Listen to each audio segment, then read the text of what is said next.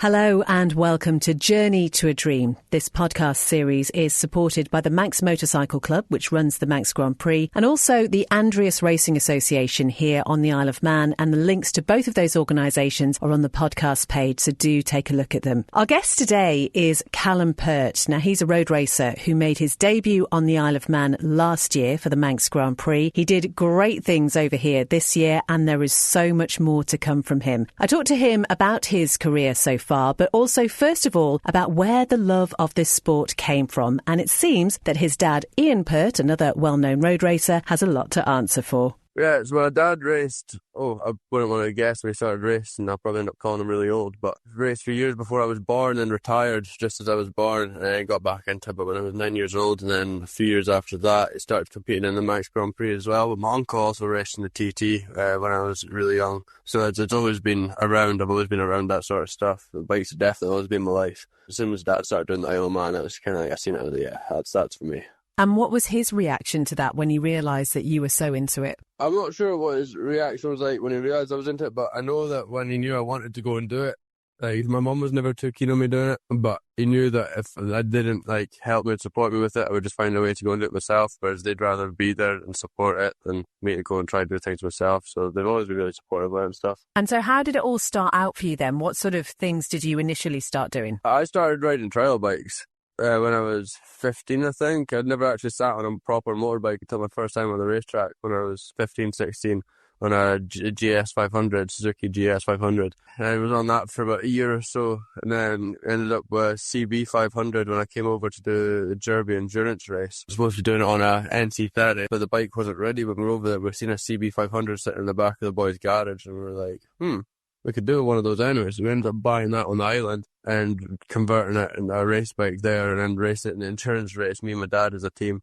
brought it back home, raced that, and luckily a boy, Alistair Cowan, eventually got me a really good CB 500, and since then Alistair's been supporting us the whole way and all that, and if it wasn't for Alistair we wouldn't be able to do things like the Isle of Man and all that. A lot of people know who Alistair Cowan is, obviously. And that's what we always hear, Calum, I think, is that there are some people who are just instrumental in helping you get started and also in this sport keep you going as well. Yeah, there's definitely a lot of names that I couldn't be doing it without. You've got obviously the Alistair Cowan, there's a boy Davy Deck. If it wasn't for him I would have never had an NC30 in the first place, and I would have never got the results that I got back in Scotland to have been able to get my first entry for the Manx Grand Prix. And obviously everyone else has helped me to get to the Manx Grand Prix as well, everyone that's involved with Heads Up, and my mum and my dad, just everyone. We'll talk a little bit more about Heads Up a little bit later, but obviously you mentioned Scotland there. What's the racing scene like where you live? It's really good. There's two tracks, well technically three, because I need three to run a Scottish Championship, but one of the tracks is a knockhill reverse and you've got knockhill normal direction. So it's just basically two tracks. But it's brilliant. It's like a lot of racing communities, like the Andreas Racing Association, will be the same. It's like a family and everything. Everyone's there to help each other out and all that. Everyone's supportive. It's really good, and it's really competitive as well. The classes just keep getting bigger and bigger, and everyone just keeps getting better. Scotland is a brilliant place to race. And have you got a lot of people around you who are sort of into the same thing? Have you sort of build up the friendships that way? Yeah, I've got a good group of pals that are the racing, but also my best mate from back home, Finlay, he also comes over and does mechanicing for me on the Isle of Man and stuff. He's another one that if it wasn't for him, I wouldn't be where I am now. But he races bikes as well. We grew up together and stuff around Brechin and Edsall. But he races himself. He's got a 600 and stuff. Finlay's brilliant, and he's a good rider as well. But he's definitely a big supporter. So you start off then doing what you were at 15, and that was your sort of first taste of doing it competitively. Were you into the schooling side of things? Did you have another career plan possibly in mind? No, bikes was always my career. I mind always growing up being asked in the careers advisors meetings in high school and everything, what do you want to do when you're old? I was like, bike racing. You can't do that, it's not a real job. I was like, that's what I'm going to do. Kept getting told it's not a real job and everything, but still, it's all I ever want to do. It's all I've ever wanted to do. And so when you left school then, what did you do? I ended up working in the slaughterhouse for 2.5 years. Then I left there eventually, and now I work as an agricultural tyre fitter. So I've been doing that for the last almost 3 years now. I'm just trying to do anything to make money to be able to keep racing. That's it.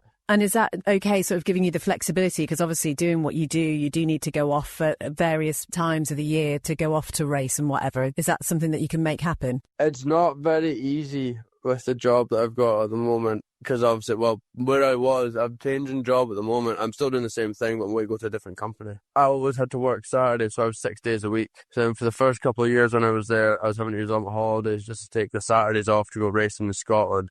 Then that didn't work, so I needed my holidays for doing things like the Isle of Man and the road racing and all that.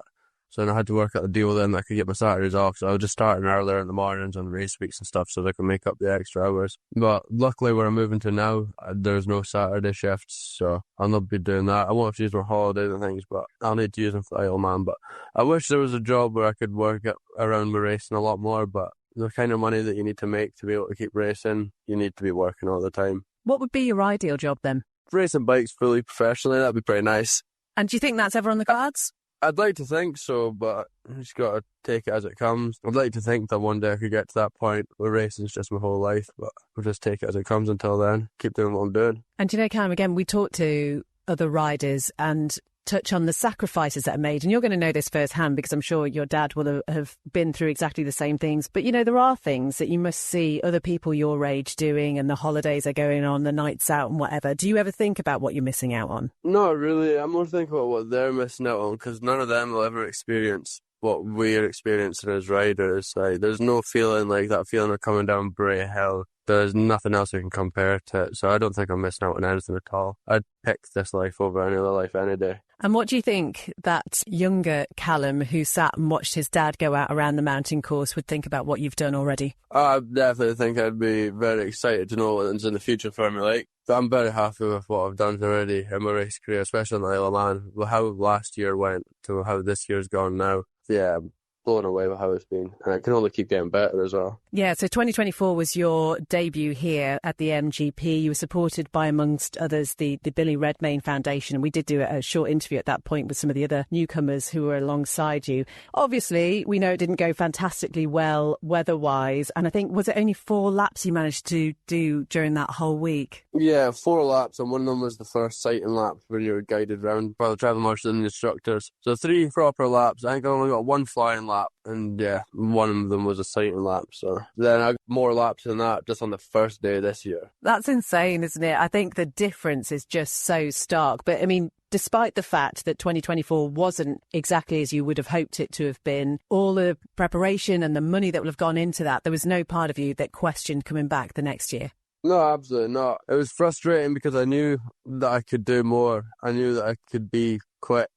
I just wanted to have the opportunity to show it, but I never got the chance to get out and properly get my head around the track around the few laps that we got. And then obviously with the bike breaking down as well a few times, never had the chance to really show. I mean, you can't really push to the absolute limit until you've been here for a few years at least. So obviously I'm still not even there yet, but first year just getting those few laps, I didn't really get to show what my potential was, I didn't think. Whereas this year, I think I've kind of done that a lot better. And it must be really difficult because I think your race ended early at Quarterbridge, didn't it? And you talked about the sort of the mechanical issues and whatever. I wonder how you recover mentally from that disappointment. You just can't really let it get to you. I mean, these things happen, especially racing bikes in the classic TT and all that. It's all older machinery. Like, the bikes are absolutely fantastic, but it's just old things, isn't it? I mean, the reason the bike ended up breaking down was because there was some damp cables because it was raining the night before. Like, that's what caused the bike to break down. There's things like that. You can't really avoid that. Like, it just happens. So it's nobody's fault. The bikes are built brilliantly by like Alistair Cowan and Slick Bass and all that. But these things just happen. Not let it get to me.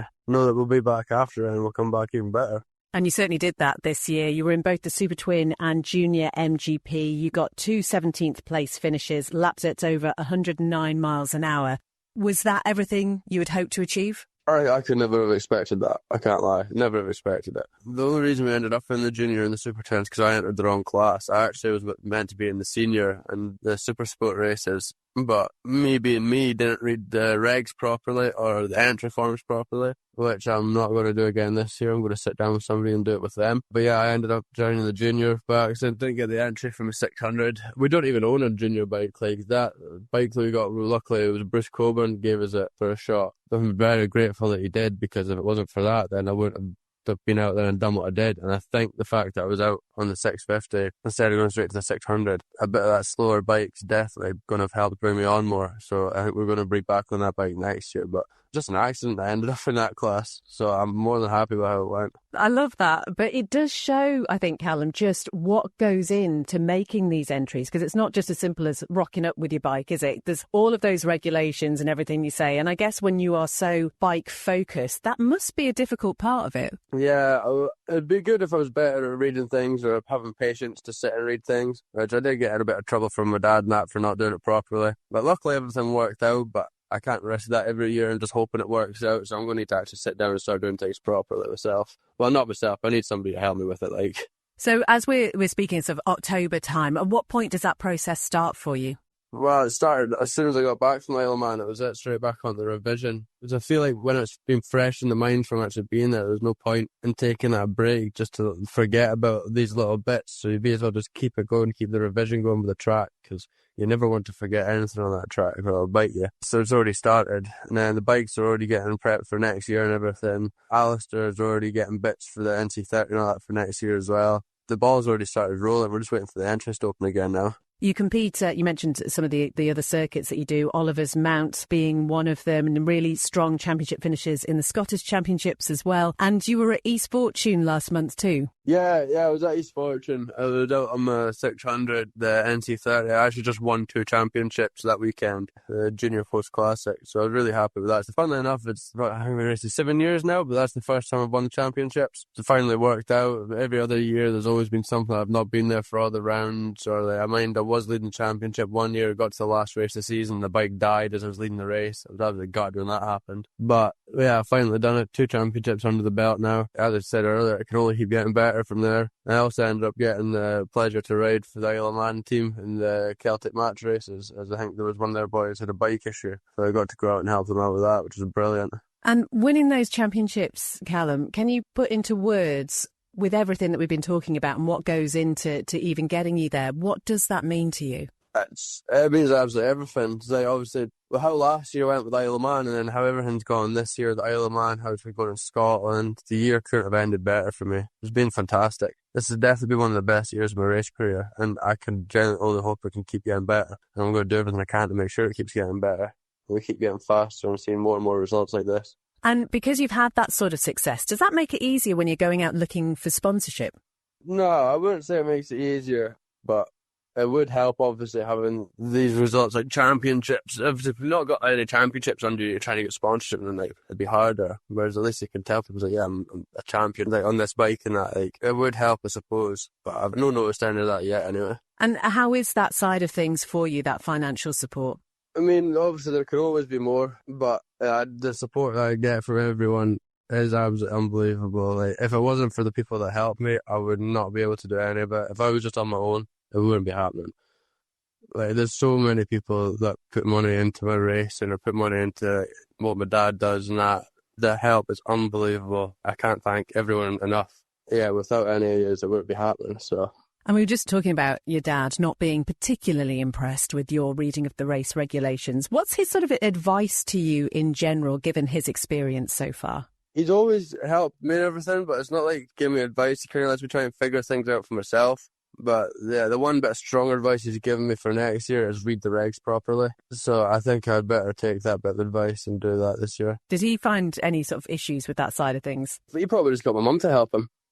Which I think is exactly what I'm going to do. And when it comes to putting the bikes together, obviously you sort of mentioned that you've already got your sights on what you're going to be riding next year. How hands-on are you with the mechanical side of things? That's another point where I'm very, very lucky, is because I'm not very mechanically minded at all. I'm more of a band from the toolbox kind of guy. There was a race at East Knockhill where I decided to try and do something myself, which resulted in me having a jammed open throttle, and it came off at the chicane. So, yeah, especially with the bikes to the Isle of Man, I try and not fiddle with them because I'm probably just going to make things worse. But that's where I'm really lucky that I've got people like my dad who's there.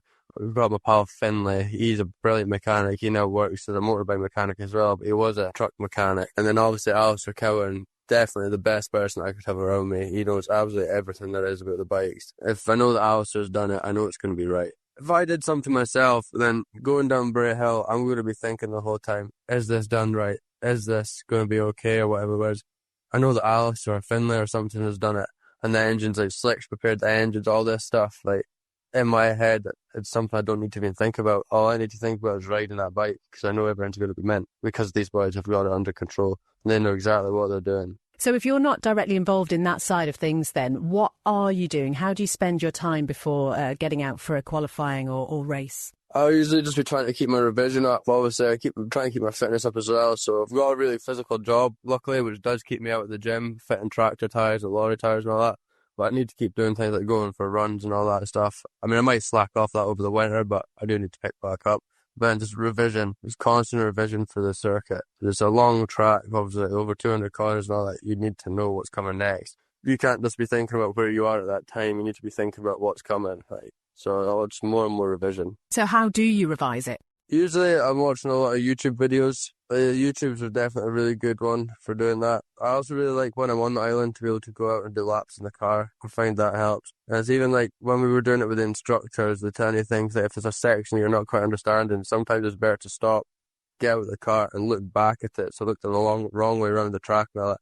And it kind of helps make things make sense, which I didn't really understand until I did it, but you just actually got to go out there and do it yourself. Like, there's loads of times I'll be going over again many weekends between now and August again for going back out. Just me and my car or something, or I'll be going to go do practice laps because there's no better way of revising it than actually being there and seeing it. And you already mentioned that TT is on your horizon at some point. Do you know when you'll be TT ready? Personally, I'd like to be in there the next couple of years. But then again, that's all just down to financial stuff. And then obviously how well I keep doing. I just need to keep pushing myself, but not too far. I need to keep my head together as well. Like, I don't want to get overconfident and go out there and make a mistake. Just need to take it step by step and make sure you do everything right, learn it perfectly so that I can be one of the fast ones. But yeah, financial is definitely a big thing of it as well. But I just got to keep trying to get as good results as I can in the Manx, and hopefully more people want to come and help me, which would be really nice. And has the TT ever been on your dad's radar? TT was always something my dad wanted to do, but the problem, my dad, because obviously he runs the Heads Up Youth Development charity, so every time my dad had been over racing Isle of Man, he wasn't just here to race, he was here looking after groups of kids as well, so he'd come off the bike and he'd have to be straight into thinking like, right, what are we doing with the kids the rest of the night, what are we going to do for tea and all this. He never had the chance to just focus purely on the track and everything, so I think he'd always wanted to do the TT, but it wasn't possible for him. Tell us about Heads Up then and how that all came about. I'm not exactly sure how it all came about. I'm pretty sure it started as a joke on a mountaintop with a police officer. My dad was in the mountain rescue, and then him and a copper ended up getting talking about something as a joke, and it suddenly actually ended up happening. It was like kids from anywhere. It could be school, it could even just be like the police or something, or just like they want something to go and do. Like, because my dad works with these groups throughout the day, every day of the week, doing different things. He'll go away and do events and all that. But on a Friday night, from 6:30 to 9 o'clock at night, he'll open the workshop in Forfar. And anyone that comes to any of these groups, you don't even have to come to the groups. If you've just heard about Heads Up or whatever, you can just come along. It's a really open and friendly place to go. And the garage is open. You come in. You don't even have to work on bikes. You can just use it as some place to hang out and chill out and have a good time. But then obviously there's the bikes. We'll be in the garage working on things. And people that come to like the Friday nights and all that, the ones that have been for a while, they get to come to things like the bike racing, whereas they'll come to East Fortune, Knockhill, Isle of Man, and they'll be there running the bikes, building them, prepping them and all that. So it's brilliant. I wish I got to do something like that when I was at school. I mean, that would have been amazing. Again, to go away and do this stuff. I think it's brilliant. I don't know how my dad's managed to do it. Like, he's definitely really good. And we know that school is not for everybody, and to have a group like that is just amazing. And yeah, you must be really proud of your dad for being so involved in that. Yeah, it's definitely hats off to him for being able to do that. And when he was even pushing himself to do things like the Isle of Man, having the big groups of kids over there, and he's looking after these kids whilst racing the most dangerous racetrack in the world and everything. It's like, I couldn't have done that. Definitely not. So hats off to him for that. And I know he's had good help from a lot of good friends and a lot of people that like supporting it. And without these kind of people, like, none of it would have been possible. But my dad's definitely the key to it all. And I wonder how many of those kids he's inspired maybe to follow in his and your footsteps too. Well, that's exactly it. There's so many of them have gone from doing nothing really. Now they're like, there's a bunch that'll be full-time, time served, like mechanics and everything. I know a few of those. There's even a few people like that were there, the original groups years ago, the first time I ever run, and he still comes to Isle of Man now. Like, there's some people that still go over off their own back, stay over there for the 2 weeks and help out, and he's a boy, Ross. He's a really good pal of ours, but he was one of the original youth from the charity when it first started back in the old workshop and everything, and he still to this day goes over to Isle of Man and helps out with Emmett, and he runs his bike with him, does the fuel stops. So Ross was doing my fuel stop with him for me, and I'm pretty sure he was there for the first ever time my dad done the Isle of Man as well. He's late 20s now. And in terms then of you and where we are, as I say, it's sort of October time as we're talking, it's approaching the end of the season really. Give us a sense of what the next few weeks and months look like for you. For the next few weeks and months, I'm just going to be working, sadly. Working and keep revision up for the track. And that is pretty much it. The winter is not a very exciting time. I'll be out on my trail bike and all that in the hills and stuff, keeping some bike time. I wouldn't mind seeing about going out on a motocrosser, but that's just money that I don't need to be spending, so I think I'll just stick with the trail bikes. Yeah, I just wondered what you're like when you can't get out on your bike. Oh, it's horrible. I hate it. I absolutely hate it. I'm like a dog stuck in a house. I just want to ride all the time. So that's why I've got the trail bikes that I started on when I was younger. I've still got the exact same first trail bike. We've got a couple more now as well, but I just love getting out on the bikes in the hills. We're really lucky with the land that we get use of up here. Dad's got an outdoor centre that he was building for the charity as well, to give people a chance to go away and do things like they wouldn't usually get to do. So we've got the bikes up there, we've got the canoes and everything, like loads of stuff. Proper outdoor centre. It's still in the middle of getting built, so we've got the whole running like Glen so I can get right up into the mountains and all that on my trail bike. It's amazing. I know that not many people would get the experience of doing what I get to do on my trail bike and getting to see the things that I see on that bike. It's really cool. Beautiful part of the world as well. Oh, definitely. It's right up Glen and so you get a brilliant view. So we're obviously on the East Coast here. That's absolutely amazing. So that's kind of what my winter looks like. It's just working, revising, and out on the trail bike. And when you're talking about watching those YouTube videos, do you pick any particular riders, or are you quite, keen on seeing a variety of them? I think the better the variety that you keep watching, the better, because you don't want to just focus on one person, because they might do some bits different than other people. So I think just picking a variety and then you find your own way around from that and whatever works best for you, because you don't want to just try and copy exactly what somebody else is doing, because whatever somebody else is doing will work for them, but your riding style could be different. So you just need to figure it out yourselves. You don't want to get stuck watching the same thing over and over and over. You want to keep changing rider, changing bike and all that. And I guess, you're talking about coming over in the next few months as well to do more laps, because the course does change, doesn't it? Work's done on various parts of it and whatever. And so that constant need to keep it refreshed in your mind is crucial. Yeah, definitely. You'd be over 1 year and there'd be fresh tarmac in one place. You come back the next, it would be completely retarded again in different places, or there'll be bits that are more bumpy now. That's why you need to come over, especially when it gets to around TT time, when they start getting all the signs and all that out and all the stands and everything, because then you can see the track as it's going to be when you're riding it. So it's obviously good going over the winter and everything as well, but the closer to TT time, it's really good to go over too, because that's when you know they're not going to be doing much more work on the roads unless they really have to. You need to make sure you know what's changed on the track and everything, what to expect before you get to it on a bike. And social media, we know, is a crucial part of a racer's life nowadays. How do you find that side of things? I'm not very good with social media. I'm very inactive on it. I've not even put a post up from coming back from Isle of Man. And I'm probably going to do that this week now that we've mentioned that. It's not a bad idea. I need to get more active on social media. My dad's really good with it. He's got the Heads Up Facebook and Instagram account and everything. But I do my own one, but I'm very inactive on it. I'm not very savvy with all that stuff. But I do need to get more into posting and keeping people up to date with what I'm doing. Because, when you're thinking about getting your presence out there, particularly because you want to make this your full-time occupation, I suppose being seen is just really important. Exactly. You need to have that, especially nowadays. You need to have that social media presence. That's kind of what everything is now. That's what everyone sees. Anything nowadays is social media. So where can people follow you then, Calum? They can get me on Instagram or Facebook. I've got an Instagram, it's I'm_Calum13_. Not an easy one to find, but I'll probably be the only Calum Pert out there. Facebook, obviously, is Calum Pert. So hopefully I'll do in the next couple of days. I'll get a post up about how the year's gone and everything, and everybody will check that out. Wonderful. Well, we'll put the links to your Instagram and Facebook page. And I was just thinking, obviously you've got Christmas coming up, and one thing I probably wouldn't buy you is Lego if you're not very good at reading instructions. Yeah, no, definitely not. I need to get better at reading those regulations. I think my dad will go mental at me if I do that again this year. We got very lucky that I'll end up working out this year, but I don't want to risk that again. I want to make sure everything's perfect, because I don't want to ruin anything or cock anything up. It's the best place in the world to race, and I'd be really, really annoyed if I got messed up because I didn't read something properly. Yeah, I think roping Mum into helping is probably a good idea. And actually, you need to tell your dad that he needs to join us on this podcast as well, because it sounds like he's got a lot that he could share with us too. But been brilliant talking to you, Calum. Thank you so much for your time, and we look forward to seeing you back here next year. Brilliant. Thank you very much. It's been a pleasure. Calum Pert, who by his own admission might not be too good at reading regulations, but he's blooming brilliant at riding a bike. We're looking forward to seeing what he does here at the MGP in 2026, and hopefully in the not too distant future at the TT as well. The links to his Facebook and Instagram pages are on the Journey to a Dream podcast page, so do give him a follow. And the Journey to a Dream series is brought to you by the Manx Motorcycle Club, which runs the MGP here on the island, and also the Andreas Racing Association, and I'm so grateful for their support. And thank you so much for listening. Do check out some of the other episodes in the series, and if you'd like to get in touch, my email address is bethesby@manxradio.com. And so until next time, take care. Bye-bye.